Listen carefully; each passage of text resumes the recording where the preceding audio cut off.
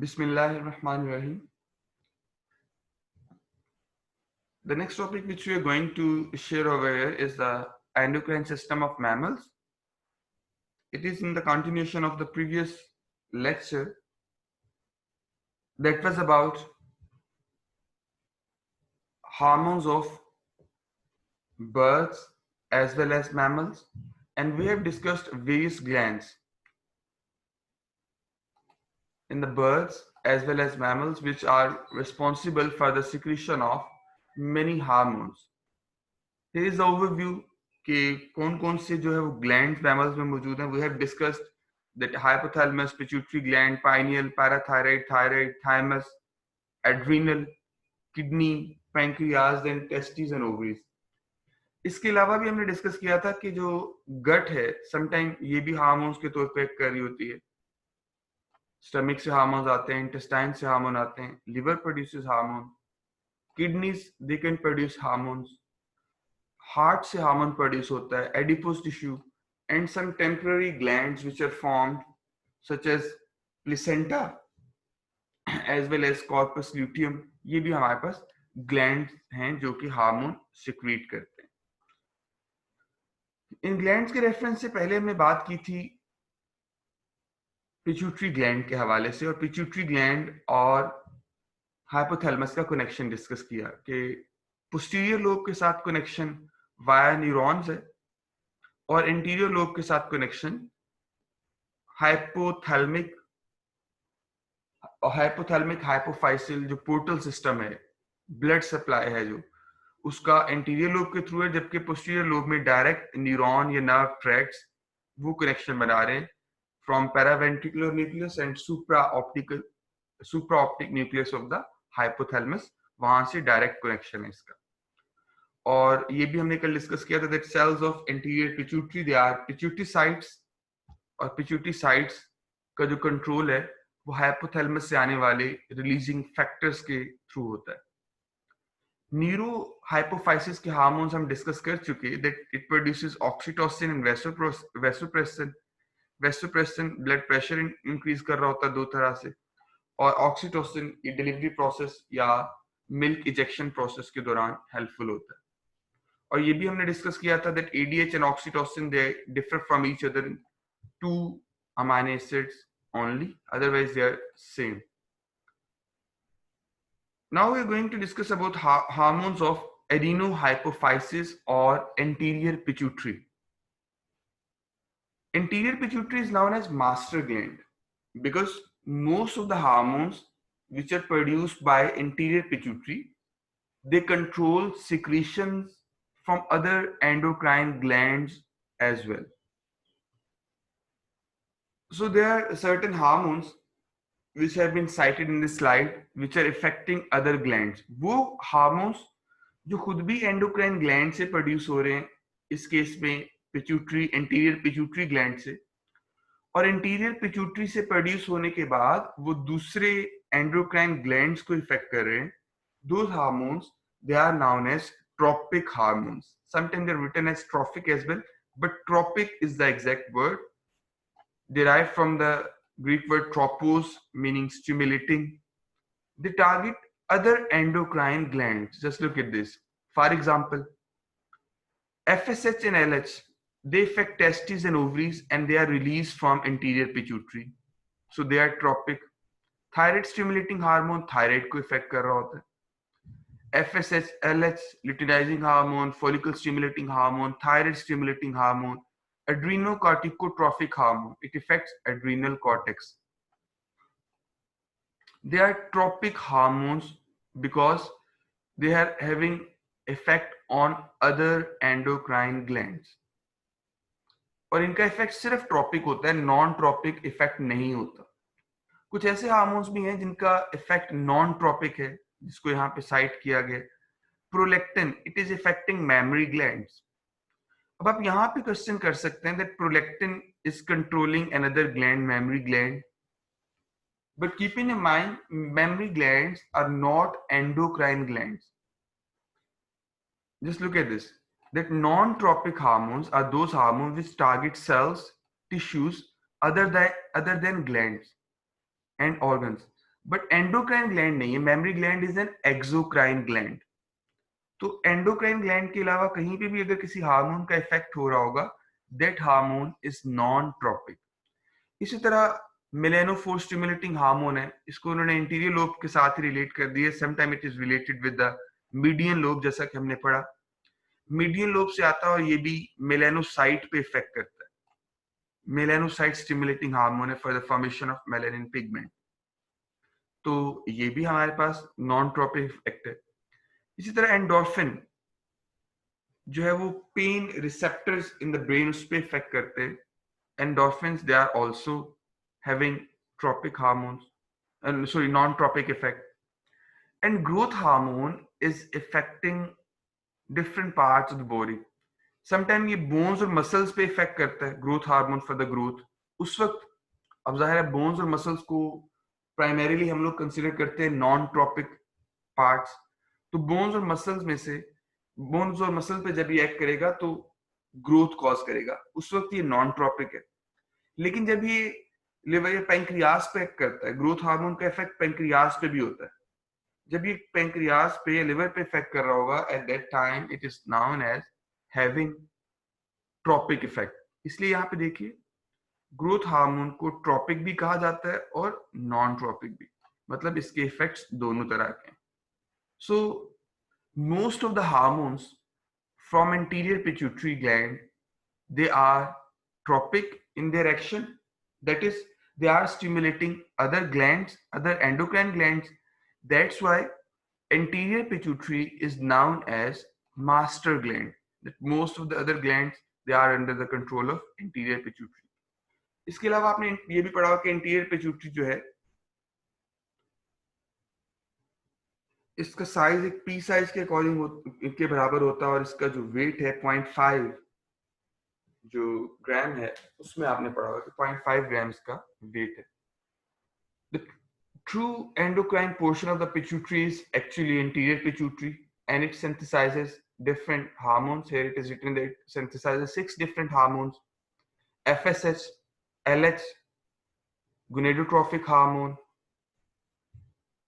इसके अलावा बेटे इसमें आप somatotrophic hormone, gonadotrophic hormone, FSH, LH, ACTH और प्रोलेक्टिन, ये 6 हार्मोन्स को यहाँ पे डिस्कस किया जाएगा. कुछ जगहों पे एंडोर्फिन्स जो है उनका भी जिक्र आता है कि वो भी इंटीरियर पिट्यूटरी से हैं और समटाइम एमएसएच को भी इससे रिलेट किया जाता है. But all of this hormones are polypeptides and all but 2 are true tropic hormones whose primary target is another endocrine gland. That most of the hormones which are released from anterior pituitary, they are affecting other endocrine glands. Just look at this diagram. TSH जो यहाँ से आ रहा है thyroid को effect करेगा, ACTH adrenal gland को, FSH और LH testis और ओवरीज, और ग्रोथ हार्मोन तो इंटायर बॉडी को इफेक्ट कर रहा होता है, मसल्स और बोन्स को ऐसे प्राइमरी हार्मोन के तौर पे, नॉन ट्रॉपिक के तौर पे, प्रोलेक्टिन मेमोरी ग्लैंड्स को. It directly induces growth hormone. It directly induces the cell division for the growth. It also promotes protein synthesis in different types of cells by stimulating the uptake of amino acids, RNA synthesis, as well as ribosomal activity. तो ये growth hormone के उन्होंने effects लिखे हैं. सबसे पहले growth hormone के बारे में अभी जैसा कि डिस्कस किया प्रीवियस स्लाइड में, ये ट्रॉपिक हार्मोन्स के तौर पे भी एक्ट करता है और नॉन ट्रॉपिक भी. यहाँ पे इसको और प्रोलेक्टिन को नॉन ट्रॉपिक के तौर पे डिस्कस किया गया. That these are non tropic hormones. Second hormone which is also having non-tropic effect is prolactin. It is having the widest range of actions of adenohypophyseal hormones. Adenohypophyseal mean hormones of the anterior pituitary. It plays an essential role in many aspects of the reproduction. For example, it stimulates reproductive migrations in many mammals, such as elk and caribou. ये सामने बने हुए दोनों mammals, इनके अंदर reproductive migrations जो है वो उनको रेगुलेट करेगा. Prolactin also increases memory gland development as well as milk production in the female mammals. Oxytocin के बारे में जो कल पढ़ा था ना बेटे हमने, it induces milk ejection. But prolactin it produces milk, it induces milk production. तो ये इनका डिफरेंस है दोनों का कि प्रोलेक्टिन मिल्क को प्रोड्यूस करवाता है जबकि ऑक्सीटोसिन मिल्क को इजेक्ट करवाएगा, remove at the time of suckling. Thyrotrophin और thyroid stimulating hormone, it stimulates the thyroid gland synthesis and secretion of thyroxine, the main thyroid hormone. और थायरोट्रोफिन ये हमारे पास ट्रॉपिक इफेक्ट है, इसलिए इसको थायरोट्रोफिन हार्मोन या थायरोट्रोपिक थायराइड स्टिमुलेटिंग हार्मोन का नाम दिया गया। जबकि याद रखिएगा थायरोट्रोफिन रिलीजिंग फैक्टर वो हाइपोथैलेमस से आता है पहले, जो इसको स्टिमुलेट करता है। ये कुछ जो एल्क और कैरिबो की बात हुई थी, उनकी डिफरेंट टाइप्स यहाँ पे गिवन है। मूस है, एल्क है, कैरिबो है, डियर है, इनको यहाँ पे शो किया गया बेटे। Well, hormones of adenohypophysis also include ACTH.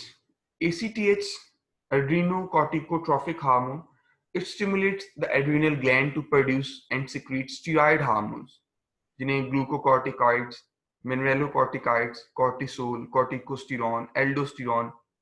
ये जो स्टीरॉइड हार्मोन की प्रोडक्शन है होती तो एड्रीनल कॉर्टेक्स से है, लेकिन इसको एंटीरियर लोब से आने वाला हार्मोन ACTH रेगुलेट कर रहा होता है। And secretion of ACTH, just look at the flow chart, ACTH is regulated by the secretion of corticotrophin releasing factor from the hypothalamus। जैसा कि हम थायराइड स्टिमुलेटिंग हार्मोन की बात कर रहे थे कि थायराइड स्टिमुलेटिंग हार्मोन का रिलीजिंग फैक्टर हाइपोथैलेमिक है, हाइपोथैलेमस से आता है। In the same way, the releasing factor of ACTH, it arrives from hypothalamus। वो हाइपोथैलेमस से आएगा और एंटीरियर लोब को इफेक्ट करेगा। यह है कॉर्टिकोट्रोफिन रिलीजिंग फैक्टर, एक इफेक्ट तो ये है। दूसरा, डायरेक्ट भी समटाइम स्टीरॉइड लेवल को रेगुलेट करने के लिए डायरेक्ट स्ट्रेस की स्टिमुलेशन भी होती है, और अगर कॉर्टिकोस्टेरॉइड हार्मोन या कॉर्टिसोल हार्मोन्स का लेवल ब्लड में कम हो तो एड्रीनल ग्लैंड को डायरेक्ट स्टिमुलेशन भी मिल जाती है। लेकिन अगर ये ब्लड में ज्यादा हो जाए तो ये हाइपोथैलेमस को इनहिबिट करेंगे और नेगेटिव फीडबैक से इसका लेवल रेगुलेट कर लिया जाएगा। लेकिन स्ट्रेस कंडीशंस का हाइपोथैलेमस पे इफेक्ट, हाइपोथैलेमस का पिट्यूटरी ग्लैंड पे और पिट्यूटरी ग्लैंड का एड्रीनल ग्लैंड पे इफेक्ट इस केस में पॉजिटिव है, यानी वो इंक्रीजिंग इफेक्ट होगा। लेकिन ब्लड में जब स्टीरॉइड लो होंगे तो भी एड्रीनल ग्लैंड पे ट्रिगरिंग स्टिमुलस मिलेगा। तो डिफरेंट फैक्टर से ये हार्मोन जो है रेगुलेट हो रहा होगा। The other hormones they include gonadotropic hormones. There are two types of hormones which are affecting our gonads. एक उसमें है बेटा FSH हार्मोन और दूसरा है LH। FSH hormone is termed as follicle stimulating hormone. LH is termed as luteinizing hormone. Keeping in mind कि FSH और LH दोनों ही मेल्स में भी जो है वो इफेक्ट शो करते हैं और फीमेल्स में भी इफेक्ट शो करते हैं, यानी ये मेल्स में भी रिलीज हो रहे होते हैं और फीमेल्स में भी। FSH follicle stimulating hormone,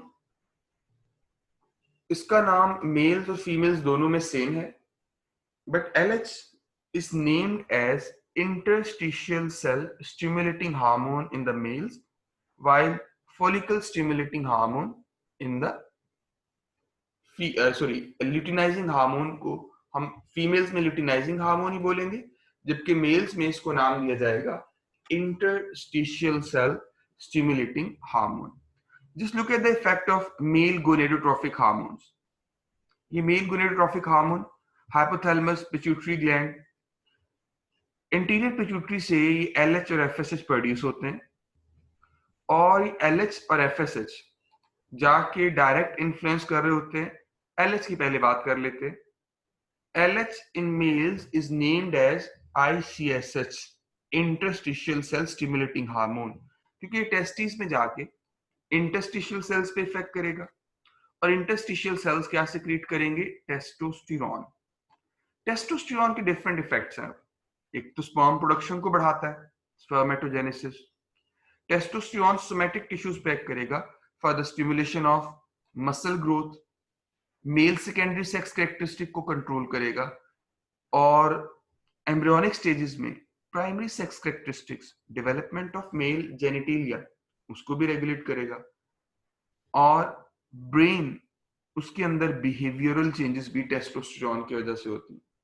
it performs a variety of functions. Actually इसके अलावा भी बहुत से फंक्शंस टेस्टोस्टेरोन की वजह से रेगुलेट हो रहे होते हैं. बट टेस्टोस्टेरोन का high level, just look at this, it exerts negative feedback on the gonadotrophin और गोनेडो इंटीरियर पिट्यूटरी, और ये अपने लेवल को रेगुलेट भी करता है नेगेटिवली. एक इफेक्ट टेस्टोस्टेरोन का स्पर्मेटोजेनिक सेल, जो स्पर्म प्रोड्यूसिंग सेल्स होते हैं, उस पर भी होता है, जो इधर भी शो किया गया कि स्पर्मेटोजेनेसिस को रेगुलेट करना लोअर साइड पे इधर. एफएसएच भी इन्हीं सेल्स को, स्पर्मेटोजेनिक सेल्स को स्टिमुलेट करेगा and it will increase spermatogenesis. और स्पर्मेटोजेनिक टिश्यू इन द सेल्स, इससे एक हार्मोन रिलीज होता है, इनहिबिन. इनहिबिन हार्मोन, इसके थ्रू नेगेटिव फीडबैक का इफेक्ट होगा जो इंटीरियर पिट्यूटरी को इनहिबिट करेगा for the release of FSH. तो ये हमारे पास मेल गोनेडोट्रोफिक हार्मोन का कंट्रोल दिखाया गया, एफएसएच और एलएच के मेल्स में ये क्या रोल प्ले कर रहे होते हैं. And if you looking at the other slide, ये हमारे पास सेकंड स्लाइड है जिसमें फीमेल जो रेगुलेशन है ओवरीज की थ्रू एफएसएच और एलएच, उसको शो किया गया. जस्ट लुक एट दिस, वही पाथवे हाइपोथैलेमस से पाथवे आया, गोनेडोट्रोफिक हार्मोन रिलीज हुए और फिर एफएसएच और एलएच रिलीज हुए. सबसे पहले एफएसएच की हम बात करते हैं. That FSH, it acts upon the mature follicles, ripening follicles in the ovary. These are the developing follicles in the ovary जो develop हो रहे होते हैं, और इन follicles को जो है वो mature करवाना, ये FSH का काम होता है. Maturation of follicles in the ovary, it's under the control of FSH. अब ये जो maturing follicles हैं, इनसे एक और हार्मोन रिलीज हो रहा होता है. जैसे जैसे इनका साइज इंक्रीज कर रहा है, just look at this, estrogen hormone भी इनसे प्रोड्यूस हो रहा होता है. ये एस्ट्रोजन है. एस्ट्रोजन की प्रोडक्शन भी एफएसएच की वजह से हो रही होती है. ये इस पे पॉजिटिव फीडबैक होता है इसका. मोर एफएसएच, मोर एस्ट्रोजन. और एस्ट्रोजन का ज्यादा होना, एस्ट्रोजन का लेवल बढ़ जाना, एस्ट्रोजन क्या क्या करता है, सेकेंडरी सेक्स कैरेक्टरिस्टिक को कंट्रोल करता है. और ये जो यूट्रस की लाइनिंग है, एंडोमेट्रियम, इसकी थिकनिंग भी एस्ट्रोजन करवा रहा होता है इनिशियल स्टेज में. रिप्रोडक्टिव साइकिल, मेंस्ट्रुअल साइकिल की जो इनिशियल स्टेजेस हैं, उसमें एस्ट्रोजन थिकनिंग भी करवा रहा होता है. इसका एक पॉजिटिव फीडबैक होता है और एक नेगेटिव फीडबैक है. पॉजिटिव फीडबैक इसका एलएच के ऊपर होगा. दैट इज पॉजिटिव फीडबैक कि एलएच की प्रोडक्शन को इंक्रीज करवाता है. इस पाथवे में शोन है पॉजिटिव फीडबैक. एफएसएच के ऊपर बाय इफेक्टिंग इंटीरियर पिट्यूटरी, ये एफएसएच को तो इनहिबिट कर रहा है. जस्ट लुक एट दिस, ये नेगेटिव फीडबैक होगा इसका, डॉटेड लाइन से शोन है इधर. It inhibits FSH, but estrogen, it exerts positive feedback on LH. LH की प्रोडक्शन को बढ़ाएगा. अब ल्यूटिनाइजिंग हार्मोन क्या क्या करता है. एक तो ल्यूटिनाइजिंग हार्मोन मेच्योर फॉलिकल के ऊपर एक्ट करके, जस्ट लुक एट दिस, इस मेच्योर फॉलिकल के ऊपर एक्ट करके ओव्यूलेशन जो इंड्यूस होती है, जो एग रिलीज होता है, that is under the control of LH. ये मेच्योर फॉलिकल पे एक्ट करता है और ओव्यूलेशन इंड्यूस करवाता है. ओव्यूलेटिंग हार्मोन इसलिए इसको कहा जाता है. On the second hand, on the other hand, ये कॉर्पस ल्यूटियम पे इफेक्ट करेगा इन द ओवरी. जो कॉर्पस ल्यूटियम है, it is ruptured structure. Egg remove हो गया, बाकी जो फॉलिकुलर सेल्स बचे बेटा, उसको नाम दिया जाता है कॉर्पस ल्यूटियम. कॉर्पस ल्यूटियम पे एक्ट करेगा और वहां से रिलीज करवाएगा प्रोजेस्टेरॉन एज वेल एज सम एस्ट्रोजन. प्रोजेस्टेरॉन ये फर्दर थिकनिंग कॉज करता है. सेकेंड फेज में जो थिकनिंग है यूट्राइन लाइनिंग की, एंडोमेट्रियम की, it is under the control of progesterone. तो प्रोजेस्टेरॉन, इसका एक नेगेटिव फीडबैक भी है. नेगेटिव फीडबैक ये हाइपोथैलेमिक पाथवे के थ्रू एफएसएच पे भी होगा और एलएच पे भी. ये दोनों को इनहिबिट करता है. एस्ट्रोजन सिर्फ एफएसएच को इनहिबिट करता है, जबकि प्रोजेस्टेरॉन एफएसएच और एलएच दोनों के ऊपर इनहिबिशन का इफेक्ट एक्सर्ट करेगा. That was all about the hormones of anterior pituitary and their regulation. Further इनकी डिटेल रिस्पेक्टिव ग्लैंड्स के साथ भी शेयर हो जाएगी। Thank you so much.